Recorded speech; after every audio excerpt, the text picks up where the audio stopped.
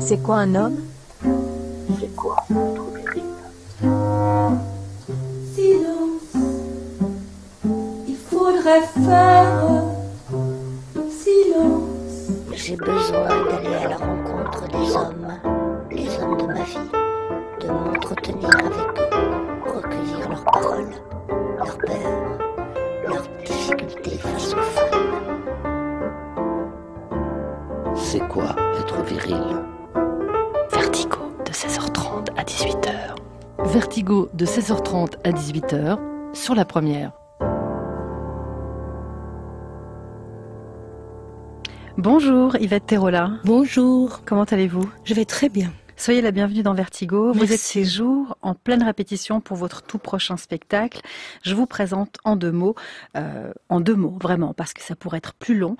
Plus de 50 ans d'une carrière très riche, une centaine de spectacles très différents à votre actif, des tournées un peu partout en Suisse, de nombreux prix et distinctions, parmi lesquels les plus importants en théâtre, l'Anneau Reinhardt en 2013, le prix de la Fondation Lennart, c'était il y a tout récemment, en 2018, et quantité donc de spectacles et de créations. Vous avez toujours été féministe, engagée. Il y a environ 10 ans, vous aviez créé un spectacle musical, Histoire d'elle, sur les femmes et notamment autour de votre maman. Il était question du combat des femmes pour leurs droits. Et aujourd'hui, en 2020, les hommes sont au cœur de votre nouveau spectacle. Il s'appelle Histoire d'île et ça démarre le 21 janvier au Théâtre Benoît-Besson. Il y aura une grande tournée. Est-ce qu'il y a quelque chose, Yvette Terola, que vous avez envie de dire aux hommes avec ce spectacle? Ben oui, j'aurais envie de leur dire que peut-être qu'une victoire pour les femmes n'est pas une défaite pour les hommes. Donc faut pas qu'ils s'inquiètent, que voilà, on remet en cause depuis quelques décennies maintenant la domination masculine, mais il était temps. Évidemment, c'est un grand bouleversement parce que pas facile de partager ses privilèges, parce que c'est pas facile de faire face à des siècles de patriarcat en train de se fissurer. Je pense qu'il faudra du temps encore, sans doute encore beaucoup de temps pour qu'ensemble on parvienne vraiment au changement. Mais je trouve que c'est une perspective tout à fait réjouissante, et de leur dire qu'il faut qu'ils aient confiance, que c'est bien qu'ils changent aussi, qu'ils se posent des questions sur effectivement qu'est-ce que c'est être un homme aujourd'hui, comment ils se repositionnent, comment ils se resituent. Mais je trouve que ça en vaut la peine. Bah oui, ça en vaut la peine. C'est un sujet qui vous a toujours intéressé. Dans ce spectacle qui est donc en pleine création, en pleine répétition, ça commence le 21 janvier. Yvette Terola, vous parlez des hommes ou vous vous adressez directement à eux? Alors les deux. Je m'adresse aux hommes de ma vie déjà. On commençait par mon père. J'avais commencé la même démarche que j'avais eue pour ma maman quand j'avais fait Histoire d'elle, où je parlais d'elle, de son parcours de vie, et puis en parallèle avec l'histoire effectivement du mouvement de l'émancipation féminine. Et là, j'ai commencé par parler de mon père, Maurice, qui s'appelait, parce qu'il n'est plus là, Maurice, et j'avais fait tout un long portrait de lui. Et bon, j'aurais pu baser le spectacle à partir de Maurice, mais finalement, non, je me suis plutôt tournée vers lui. C'est quand même le premier homme qui m'a prise dans ses bras. Puis après, je parle de mon fils. Après, je parle de l'homme de ma vie. Après, je parle de tout ce que j'ai vécu. Et oui, vécu comme de harcèlement ou de violence dans le cadre de mon métier. Je trouve que c'est important de le dire, c'est important de ne pas passer sous silence ces choses-là, d'autant que en ce moment il y a un dégel de la parole, donc je prends pas de gros risques non plus en m'engouffrant dans cette brèche, mais je trouve que c'est tellement important, les violences faites aux femmes sont tellement fortes. Il y a une femme sur 5 en Suisse qui est victime de violences sexuelles, une femme tous les 15 jours, il y a un féminicide. Je trouve que non seulement il faut prendre ça à bras le corps, mais il faut en parler et en reparler. Il faut plus avoir honte d'avoir subi des harcèlements, d'avoir subi des viols. La honte doit changer de camp. Donc je vais parler aussi de ça parce que je crois que ça concerne les hommes, de savoir pourquoi il y a des hommes violents, pourquoi il y a des hommes qui font du mal et que c'est important d'en parler. Et je vais parler de tout ça. Yvette Terola, vous avez toujours été féministe et toujours engagée, toujours humaniste aussi. Et par ailleurs, vous le dites, et vous le dites depuis toujours, très amoureuse et aimante des hommes, puisqu'il faut encore le préciser, être féministe, ce n'est pas être contre les hommes. Non, Non, mais vous disiez que ça fait 50 ans ça fait près de 60 ans maintenant que je suis sur les planches des théâtres. Et c'est vrai que chaque fois que j'ai fait un spectacle où je parlais un tant soit peu des hommes, chaque fois j'ai eu des remarques, oui, désagréables dans le sens où je sais pas si les hommes acceptent si facilement de changer. Probablement pas. Moi, je me moque des femmes et de nos comportements, parce que les femmes sont loin d'être, des saintes et des femmes merveilleuses. Sinon ça se saurait, puis ce serait l'idéal. Mais je parle aussi des femmes, je me remets en question, je me bouscule tout le temps, je suis prête à toujours me remettre en question. Donc je trouve que ça vaut la peine de le faire ensemble et que c'était ça votre question, oui. Hein?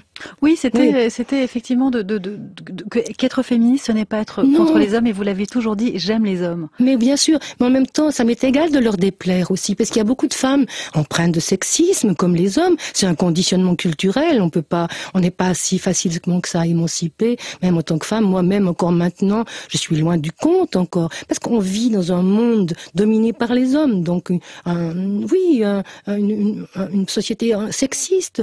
Donc les femmes aussi doivent prendre ça à bras le corps et ne plus se laisser faire et pas avoir peur de déplaire aux hommes. On a toujours peur. Le nombre de femmes qui disent oui, mais moi ça m'est jamais arrivé, un harcèlement, comment t'as fait toi pour que ça t'arrive? Moi je suis forte, les hommes le savent, ils s'en prennent pas à moi.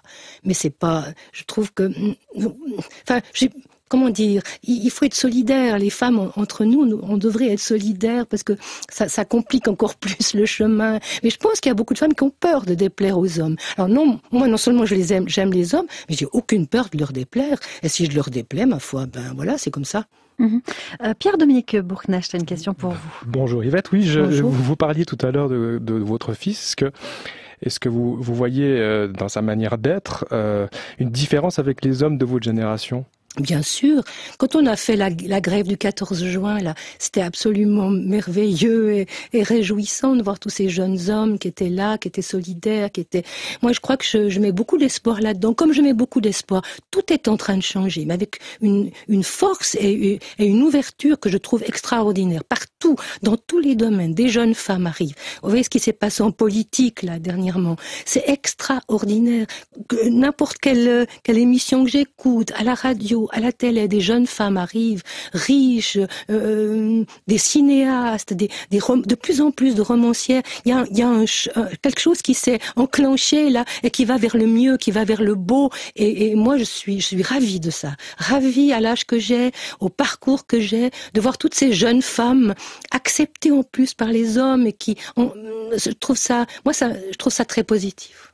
Vous l'attendiez depuis longtemps, cette accélération? Oui, je l'attendais. Cette ébullition. Je l'attendais depuis longtemps. Et là, c'est vrai qu'il y a eu un coup d'accélérateur avec MeToo en octobre 2017. Et c'est vrai que là, il y a eu tout à coup un chemin, quelque chose qui s'est accéléré. Faut pas que ça retombe, tout simplement. Il faut qu'on continue dans ce sens-là. C'est un long chemin. C'est pas si facile parce que voilà, c'est des siècles aussi de société. Il faut qu'il y ait un changement. Je sais pas si on ose utiliser le mot, mais de paradigme. Il faut vraiment qu'on passe à autre chose et c'est en train de changer. Je le crois, dans nos sociétés. Et ce mouvement, Yvette Terrola, c'est pour le bien de toutes et de tous? Mais oui, ça c'est sûr et certain. On a tous intérêt à mettre ensemble nos capacités, nos forces, nos joies, nos espérances ensemble, parce que c'est l'avenir. Mais je comprends très très bien que ça puisse poser problème. J'ai des amis proches qui me disent mais enfin Yvette, mais comment je fais moi maintenant? Est-ce que j'ose vous regarder dans la rue? Est-ce que j'ose mettre la main sur votre genou? Ça commence quand un harcèlement? Tu peux me dire? Est-ce que bientôt on devra signer une autorisation pour faire l'amour? C'est quoi cette dérive hygiéniste? T'as voulu être belle, Yvette, etc., etc. T'as mérité le désir que t'as suscité. Donc, il y a une confusion des fois entre une femme qui est belle et qui a envie de montrer qu'elle est belle. Ça veut pas dire baisez-moi, enfin, pas du tout même. Les jeunes femmes ont le droit de mettre des mini-jupes sans se faire sauter dessus.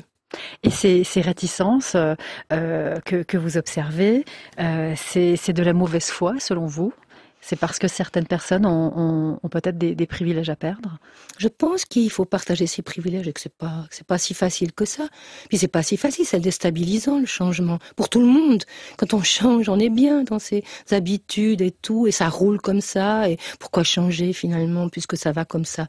Mais je crois que les femmes sont plus d'accord, c'est justement ça, quoi. Je vois toutes les jeunes femmes maintenant qui sont plus d'accord avec ça et qui s'ouvrent à leur vie, tout simplement, à leur capacité, à toute la société à y gagner, que tout le monde puisse vivre, voilà. En harmonie. En harmonie, oui. On va vous écouter chanter Yvette Terola dans Ragazza. Ragazza, c'est une chanson de Guy Marchand. Et on vous retrouve juste après pour parler de ce nouveau et prochain spectacle en création autour des hommes qui s'appelle Histoire d'île.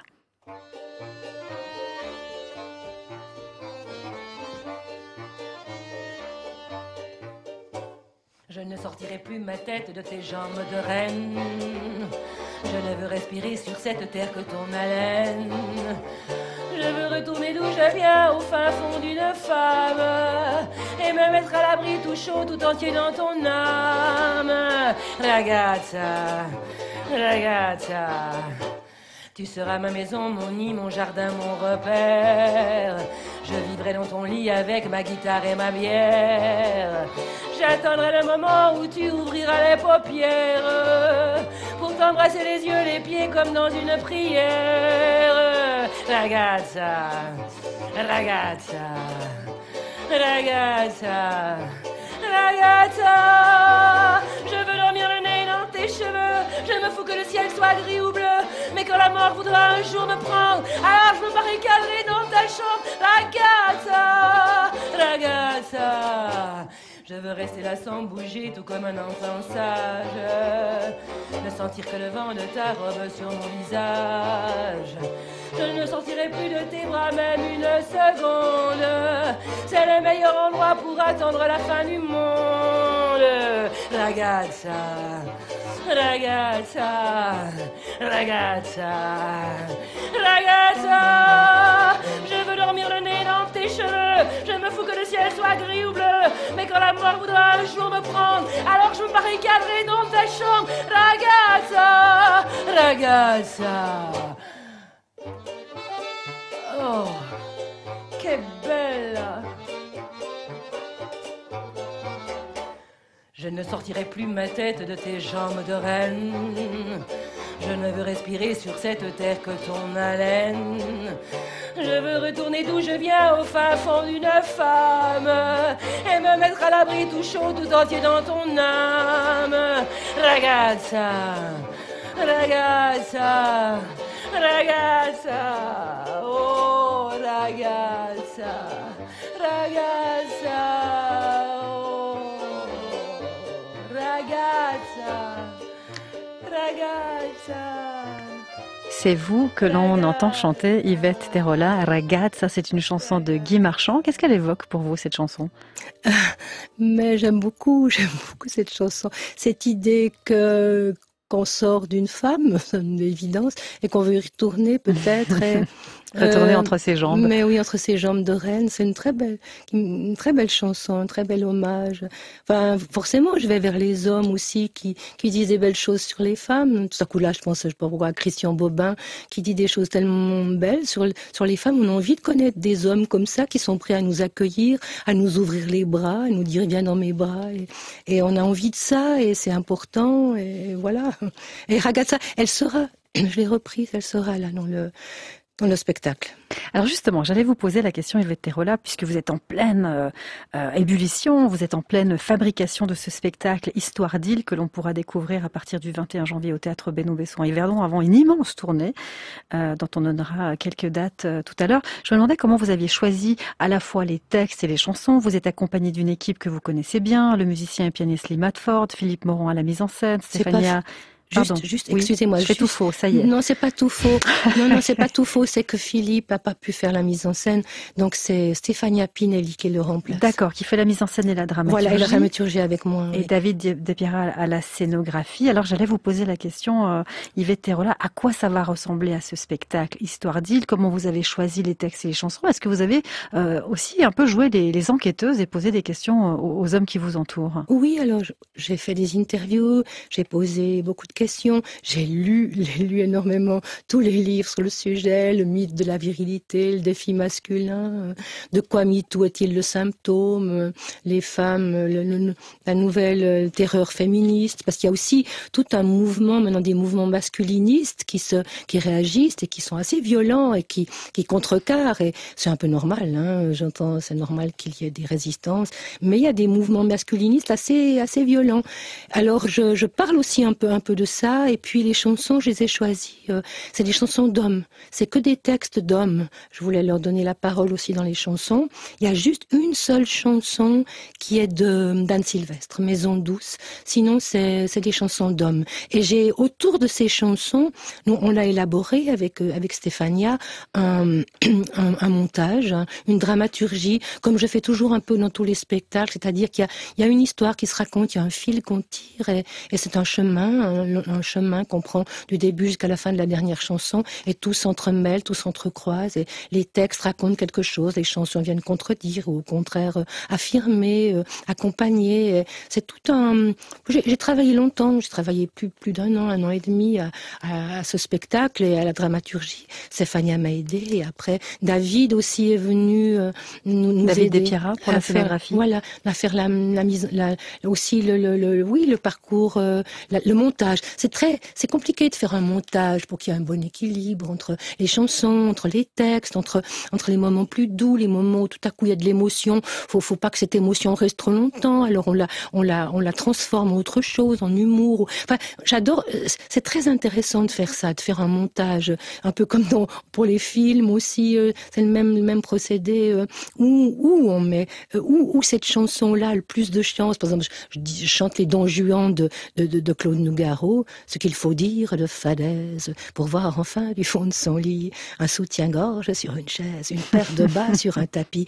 Et là, c'est une chanson qui a beaucoup d'humour. À quel moment on la met, à quel moment pour qu'elle prenne toute sa place, toute son envergure. Donc, c'est un travail très minutieux, mais très intéressant à faire.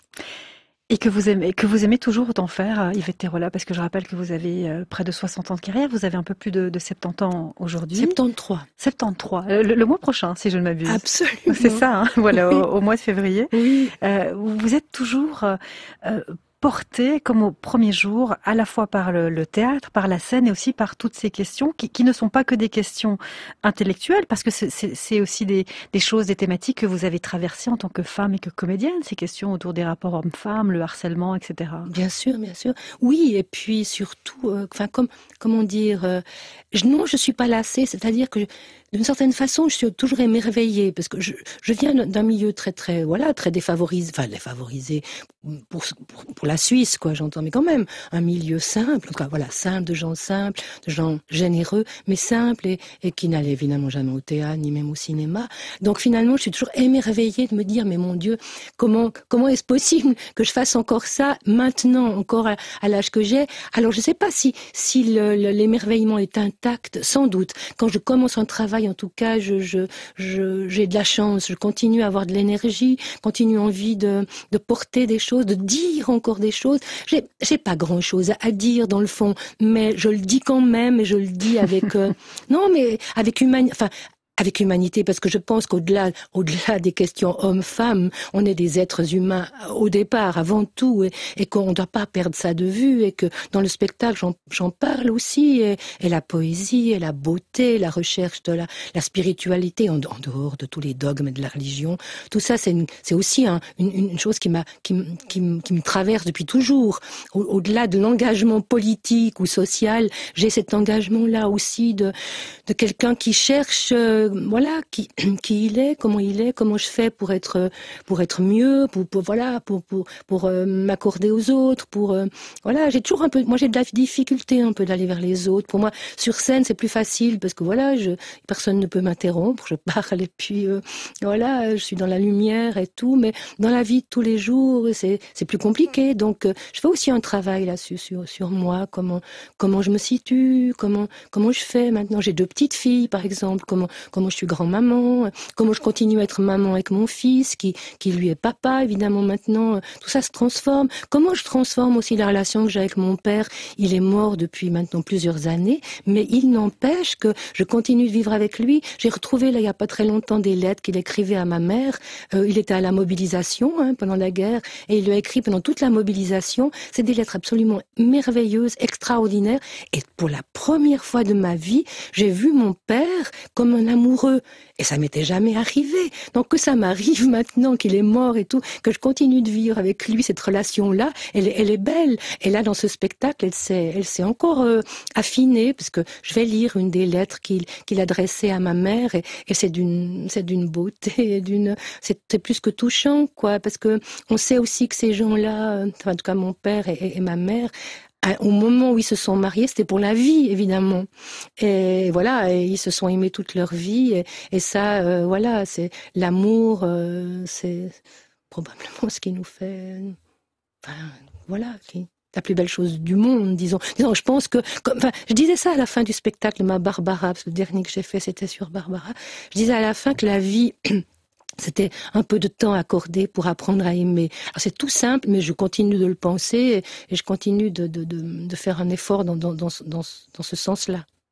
Il y aura donc dans le spectacle Histoire d'île, Yvette Terola, une lettre d'amour de votre papa Oui. à votre maman. Oui. On se réjouit de l'entendre et de la découvrir. Vous diriez que c'est un spectacle à la fois très personnel, parce qu'il s'agit de vous, de votre histoire, de votre regard, de votre expérience de femme, de comédienne, mais aussi qu'il y a une dimension beaucoup plus universelle et générale par rapport à ces questions-là. Oui, sans doute. En tout cas, pour être universel, il me semble qu'il faut être personnel. C'est-à-dire que moi, si je me mets pas moi en scène, si je me montre pas, c'est pas si facile, parce que dévoiler une partie de son intimité en parlant des harcèlements, c'est pas si facile. Il y a de la culpabilité, il y a de la honte encore. Mais je pense que si je parle de ce que j'ai vécu moi, je peux mieux toucher après à l'universel, parce que ça peut toucher tout le monde. Mais seulement si je m'implique, il me semble. Après, ça se discute, ça, tout le monde n'est pas d'accord.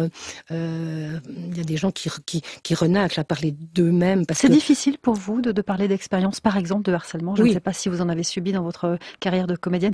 Ça reste difficile d'en parler aussi sur une scène de théâtre?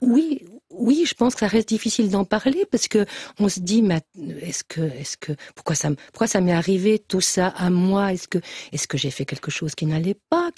C'est quoi mon comportement? Pourquoi on se permet des choses dures et qui manquent de respect et tout? Pourquoi? Mais je pense qu'on est dans le milieu du théâtre, un milieu que je connais moi en tout cas. On est loin d'être exempt de tous ces harcèlements et de pression et je crois qu'il faut en parler, que c'est important. Enfin, voilà, oui. Sur la première, c'est Vertigo jusqu'à 18h. Et on vous retrouve Yvette Terola.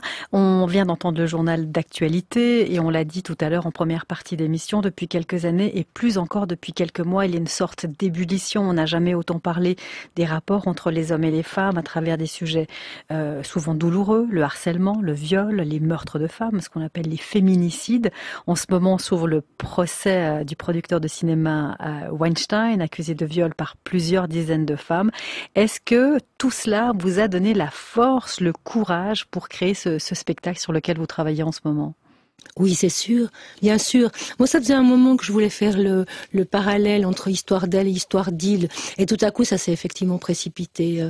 À partir du moment où il y a eu MeToo, Balance ton porc, tout ça, c'était un moment favorable, voilà. Je pense que j'espère que le spectacle va entre guillemets, parler aux gens, aux hommes aussi. J'espère. Bien sûr, il faut pas faire l'impasse sur la violence et la dureté, mais en même temps, il faut aussi donner comme des notes d'espoir, parce qu'il n'y a que ensemble qu'on arrivera à changer. On peut pas être seulement. Il faut qu'ensemble il y ait un changement. Donc il faut aller vers les autres. Quand à la fin du spectacle, je dis quelque chose. C'est bien vous sur la rive opposée. Venez, nous sommes si proches, deux faces d'une même pièce. Riche de tous les possibles, le féminin et le masculin en chacun de nous.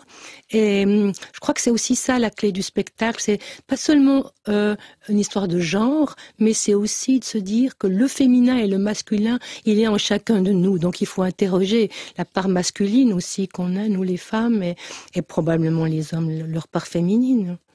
Vous êtes sur les planches depuis une 60aine d'années, Yvette Terola. Vous avez commencé très tôt le théâtre. Je crois que vous aviez 14 ans. Comment avez-vous vu évoluer les relations entre les hommes et les femmes dans ce milieu que vous connaissez parfaitement bien, ce petit milieu du théâtre ? Il y a quand même eu beaucoup de changements aussi par rapport à la distribution des rôles et tout ça. Même si c'est encore comme ça, les femmes sont toujours plus jeunes quand on est en couple qu'un homme, comme au cinéma. Là, je regardais l'autre jour un documentaire sur Julien Clerc, et je crois que c'est sa sœur qui disait finalement il n'aurait jamais vu une femme vieillir de sa vie, parce que chaque fois qu'une femme vieillit, il en change et il prend une femme de 20 ou 30 ans de moins que lui. Et quand les hommes ont la possibilité, parce qu'ils ont du pouvoir, parce qu'ils sont connus, parce qu'ils sont célèbres, d'avoir des femmes qui tournent autour d'eux, parce que les femmes se jettent à la tête encore des hommes de pouvoir et des hommes qui sont dans la lumière, et voilà, des jeunes femmes, et ils ont tous des femmes plus jeunes. Quand Macron a été à un moment donné suspecté d'homosexualité, à mon avis, c'était moins une histoire d'homophobie que de misogynie. Je crois que les gens se disaient, mais comment c'est possible qu'un homme si jeune et si beau puisse vivre avec une femme si moche et si vieille, plus âgée en tout cas, effectivement. On ne comprend pas qu'un homme de cette stature puisse avoir une épouse plus âgée. Oui, ça commence à entrer dans les mœurs, malheureusement, mais c'est encore loin d'être le cas, quoi. Oui. Vous avez joué, Yvette Terola, sous la direction de metteuses en scène différentes, mais aussi créé vos propres spectacles. C'est-à-dire que tout au long de votre carrière, vous avez proposé vous-même des sujets de création en tant que comédienne.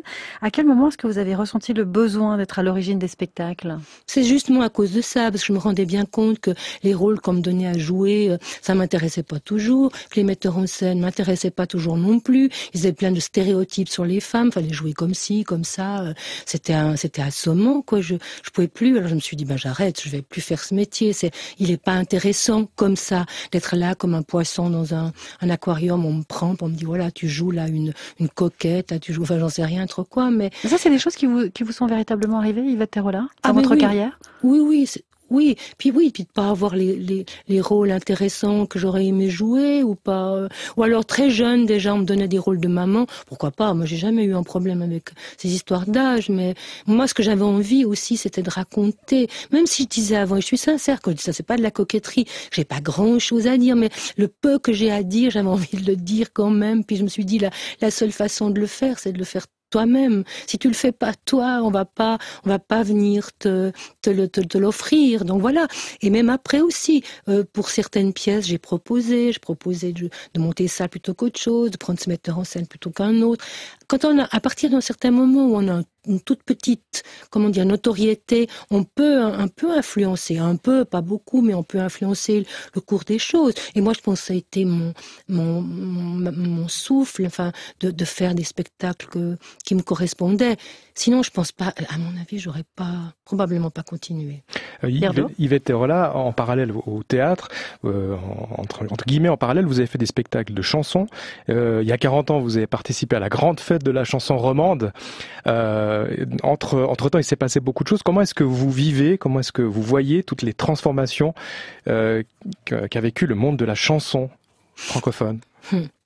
Je sais pas si je suis habilitée à parler de ça, mais c'est vrai que quand on avait fait cette grande fête à la chanson romande, il y avait comme un espoir pour la chanson romande. On voulait des quotas à la radio, on voulait ci, on voulait ça. Alors je sais pas à quoi ça en est maintenant, s'il y a des quotas. J'écoute pas mal la radio romande et j'entends qu'on diffuse quand même maintenant des chansons d'artistes de Suisse. Et ça me réjouit, disons ça.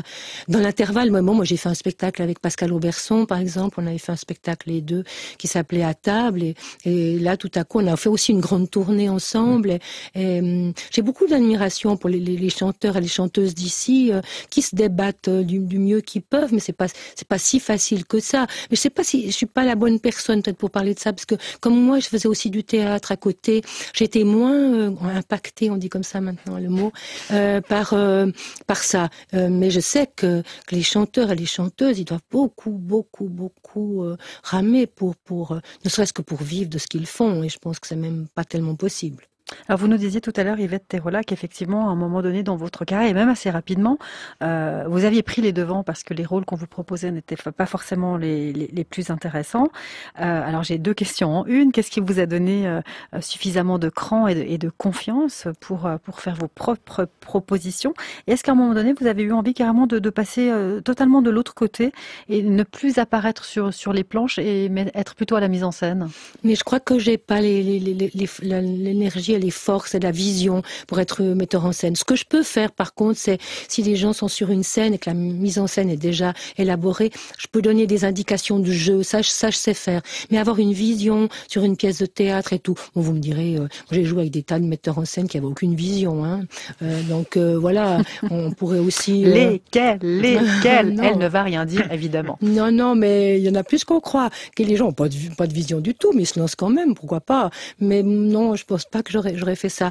Par contre, qu'est-ce que vous me demandez? Et c'était comment vous avez comment et pourquoi vous avez eu cette confiance et ce cran de faire vos propres propositions? Mais parce que je crois qu'il y avait quelque chose qui, en moi, depuis toujours, depuis enfant, je voyais que mon père se faisait exploiter au travail. Ça me faisait mal. Là, ma révolte a pris racine. Après, j'ai vu ma mère qui n'avait pas le droit de vote, ma mère qui n'avait pas le droit, c'est des lieux communs de dire ça, mais un compte en banque. Ma mère qui n'avait pas le droit d'exercer une profession, elle n'avait pas le droit de donner son avis sur quand ils achetaient une maison, par exemple, domicile conjugal, qui n'avait pas la puissance parentale. J'étais très jeune encore et je me disais, mais c'est pas possible. Comment une chose comme ça est possible? Et je crois que depuis toujours, enfin, depuis très, très jeune, c'est quelque chose qui bouillonnait en moi et qui a demandé qu'à sortir. Et quand j'ai commencé à vouloir chanter, j'ai écrit mes chansons. La première chose qui m'est venue, sans même tellement réfléchir, je suis pas une grande intellectuelle, je suis assez instinctive comme ça. Je me suis dit, voilà, j'ai envie de parler de ça, j'ai envie de parler de ma mère, j'ai envie de parler des femmes, et c'est venu naturellement, sans même tellement que j'y réfléchisse. C'est après que je me suis rendu compte, quand j'ai commencé à chanter, que ça avait un impact, c'est-à-dire que tout à coup, des gens étaient fâchés, des hommes me prenaient à partie, je recevais des lettres, je recevais des coups de téléphone, même des gens dans ma profession qui me disaient, c'est pas possible, quelle agressivité, tu vois. Alors que je ne me suis jamais tellement sentie agressive. Je dénonçais des choses, mais agressive, non. Je suis pas violente, je suis pas jamais agressé personne physiquement. Simplement, il faut dire des fois les choses comme elles sont. On peut pas tergiverser pendant des heures. Donc j'allais droit au but des fois. C'est vrai que maintenant peut-être je suis un petit peu plus subtile, j'arrondis les angles, mais il n'empêche que il faut dire. Il faut pas avoir peur de dire ce qu'il y a à dire. Voilà. Donc vous êtes fait beaucoup engueuler durant votre vie, Yvette Terola, pour vos prises de position féministes. Oui, en même temps, je dis ça, mais je me plains pas du tout, parce que en même temps, ça m'a donné aussi une visibilité que j'aurais pas eu autrement, et ça m'a aussi permis de faire des choses dans mon métier de comédienne que j'aurais probablement pas fait. Parce que tout à coup, le fait que je chante, ça me mettait un peu en lumière. Donc j'ai pu après faire des projets. Je suis allée beaucoup jouer en Belgique, beaucoup jouer en France. Je fais des grandes tournées un peu à cause aussi de la chanson, parce que ça m'a donné une visibilité. D'ailleurs, j'aurais pu continuer à faire que de la chanson. Ça m'a tenté à un moment donné, parce qu'on me proposait à Paris, j'avais un agent et tout. On m'a dit, mais viens t'installer à Paris, tu vas faire une carrière dans la chanson et tout. Puis non, j'ai réfléchi. Voilà, mon fils était là en plus, son papa était là. J'ai pas pris ce train-là. Je reste ici et il faut que je me réoriente aussi dans mon métier de comédienne pour gagner ma vie. Mais ça m'a permis, grâce à la chanson, de faire des projets beaucoup plus intéressants et beaucoup plus riches. Donc c'est bien aussi. Je me plains absolument pas. Voilà. Non, on l'avait pas pris comme ça, Yvette Terola. Est-ce que cette révolte dont vous disiez être imprégnée depuis toute petite, d'abord avec les conditions de travail infligées à votre papa ouvrier, puis avec l'inégalité de traitement par rapport à votre maman, est-ce que cette colère et cette révolte vous a aussi porté toute votre vie durant et aussi dans votre métier de comédienne? Autrement dit, est-ce que cette colère, elle vous porte aujourd'hui encore?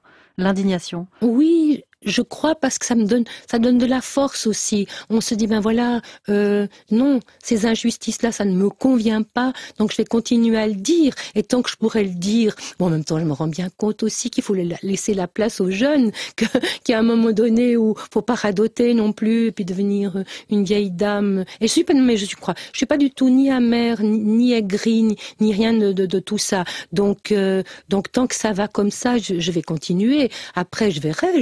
Peut-être je vais pas continuer indéfiniment, mais pour l'instant, comme j'ai encore de la force et des choses qui me tiennent à cœur, je vais le faire. Est-ce qu'il y a eu dans votre vie des personnes, hommes ou femmes, artistes ou non, qui vous ont particulièrement imprégné, inspiré ou donné confiance? Comme ça, je pense à Barbara, qui je pense vous a beaucoup marqué. Oui, mais c'est vrai ce que vous dites, parce que dans le spectacle, j'en parle. Parce que non seulement je parle des hommes que j'ai aimés, des hommes que j'ai connus, des hommes que j'ai côtoyés, mais je parle aussi des hommes comme Tchekhov, par exemple, qui pour moi est extraordinaire, qui m'étreint le cœur tellement il va profond dans l'âme humaine. Je parle de Jean-Marie Gustave Leclésio, de Christian Bobin, de Ingmar Bergman, tous ces hommes que vous aimez. Voilà, ces hommes que j'aime et qui m'ont apporté, qui m'ont aidé, qui m'ont aidé à vivre, à continuer. Donc j'en parle aussi de ces hommes-là parce qu'ils sont importants, parce que c'est des hommes qui m'accompagnent pendant toute ma vie, quoi. Et voilà, je trouve que c'est important de leur rendre justice et d'en parler. Vous jouez depuis plus de 50 ans, Yvette Terola. Vous avez reçu beaucoup de prix, et parmi lesquels les plus importants, l'Anno Reinhardt, le prix de la Fondation Lennart tout récemment. Malgré le succès, une longue carrière, la reconnaissance de vos pairs, malgré le fait de jouer régulièrement à passer 72 ans, bientôt 73, est-ce que vous diriez que votre situation de comédienne est encore relativement précaire? Et je me demandais comment vous envisagez la suite. Alors oui, ma situation de comédienne est précaire. Pour vous dire les choses comme elles sont, c'est que j'ai un deuxième pilier, parce qu'on est marge à la caisse de retraite depuis 85, c'était obligatoire. Avant, on n'avait pas du tout, donc c'est déjà bien, on a une retraite. Mais si vous voulez, ma retraite, par exemple, de mon deuxième pilier, elle est de 1500 francs. Donc ça veut dire j'ai 1500 francs, plus la VS 2000, mais 3005. Ça veut dire que, ben voilà, c'est possible, on peut vivre avec ça, mais d'une certaine façon, je suis pas obligée, mais c'est bien que je travaille encore pour améliorer l'ordinaire, disons. Mais c'est vrai que, mais je me plains pas, c'est un choix que j'ai fait, j'ai voulu être une artiste, j'ai assumé ça toute ma vie, je me suis toujours arrangée. Quand mon fils est né, je me suis dit, ben voilà, maintenant peut-être tu vas pas faire ce métier toute ta vie, il faut que tu gagnes ta vie, parce que je pense que la première indépendance pour les femmes, c'est l'indépendance économique, donc je veux toujours subvenir à mes besoins. Donc j'ai fait une formation musicale pour enseigner la musique aux petits-enfants, et s'il y avait eu besoin, j'aurais pu me retourner vers cette formation pour gagner ma vie. J'ai pas eu besoin, mais c'est vrai que la situation est précaire pour tous les comédiens, ça c'est sûr et certain. Et là, ce n'est pas une question de sexe, d'être un homme ou d'être une femme. La situation précaire pour tout le monde. Alors, je sais pas ça, parce que dans mes contrats, j'ai appris de temps en temps que les hommes étaient plus payés que moi. Quand je l'apprenais, je me défendais. Je me disais non, il n'y a pas de raison, puisque lui, vous le payez tant, moi, je veux être payé aussi pareil. Sauf que je sais pas tout, ça, on se dit pas les choses, parce que c'est assez privé, ça, combien on est payé et tout.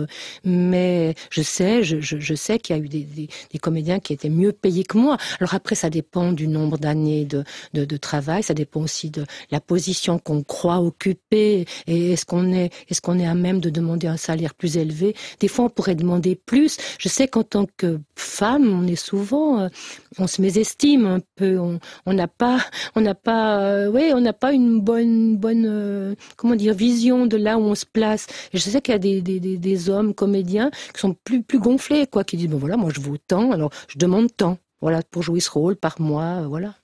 Mais aujourd'hui, vous, Yvette Terola, à passer 70 ans, vous n'avez pas encore j'allais dire les couilles de poser les conditions sur la table et à augmenter vos tarifs? Si, je peux le faire. Ceci dit, je comprends bien. Quand je suis dans une institution qui a beaucoup d'argent, je ne me gêne pas. Par contre, si je travaille avec des troupes ou des groupes alternatifs, là, je me mets tout à fait au niveau des tarifs parce que c'est normal, parce que voilà, tout le monde n'a pas les moyens de payer.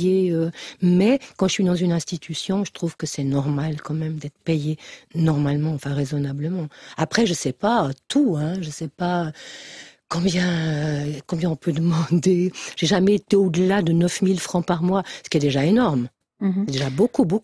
Vous êtes un peu aujourd'hui comme une petite entrepreneuse, Yvette Terola, quand vous proposez vos créations, comme c'est le cas pour Histoire d'île. Je me demandais si vous alliez vous mettre une limite avant de décider de ne plus monter sur scène, ou alors tant qu'il y a de beaux projets, que ce soit les vôtres ou les propositions que l'on pourra vous faire, vous ferez encore et toujours du théâtre. Oui, j'ai moins envie de jouer des rôles, ça m'intéresse pas tellement de jouer un rôle dans une pièce. Pourquoi, je saurais pas vous dire, mais j'ai moins envie de ça. Par contre, là, je vais faire un projet avec la Nouvelle Comédie l'année prochaine, qui est un projet, je peux pas en parler encore parce qu'il est pas sur les rails, mais où tout à coup je vais m'impliquer encore différemment qu'une comédienne, aussi comme une citoyenne. Et ça me plaît énormément. Toujours privilégié dans le théâtre les troupes citoyennes, quand j'ai joué au Fédéré, à Montluçon en France, quand j'ai joué au Théâtre du Peuple, à Bussan, quand j'ai joué. Je privilégie ces projets-là où on est impliqué aussi en tant que citoyen, pas seulement en tant que comédien. Et puis moi, j'ai encore envie, si je peux, là, de faire un spectacle sur Christian Bobin, par exemple. Ça fait très longtemps que j'ai envie. Et là, il sera uniquement question de poésie et de choses belles, de choses qui nous rendent plus vivants, parce que j'ai aussi envie de faire ça. Donc tant que je pourrais le faire. Après, il faut que mes désirs correspondent aussi aux désirs des théâtres, hein. Là, chaque fois que j'ai proposé des choses, j'ai eu de la chance, on m'a aidé. La comédie pour ma Barbara, déjà Histoire d'elle, c'était déjà du temps de François Rochet, il y a une 12aine d'années au Théâtre de Carouge. Et là, Jean-Ly Hermier me produit aussi. Bon, il y a ma compagnie, j'ai une compagnie qui s'appelle Compagnie Horizon. On a aussi cherché un peu d'argent. On se débrouille pour monter un budget et puis pour que le spectacle puisse se faire dans de bonnes conditions. Après, j'essaye de m'entourer. Comme j'ai le droit de dire j'aimerais tel collaborateur ou telle collaboratrice. Et ça, je le fais volontiers avec des plus jeunes que moi, tant qu'à faire, parce que j'ai besoin aussi qu'on me montre des choses différentes, puis que les jeunes me donnent leur énergie aussi. Merci beaucoup, Yvette Terola, pour toutes ces paroles et toute cette humanité et cet amour que vous avez aussi pour les hommes. Je crois que le message est bien passé. J'ose juste dire je vous en prie.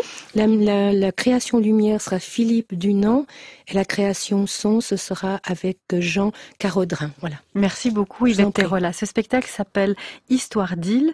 Il est à voir au Théâtre Benoît-Besson et Verdon-les-Bains à partir du 21 janvier prochain. Il sera ensuite au Théâtre de Carouge du 24 janvier au 13 mars. Et puis, il y a ensuite une immense tournée romande.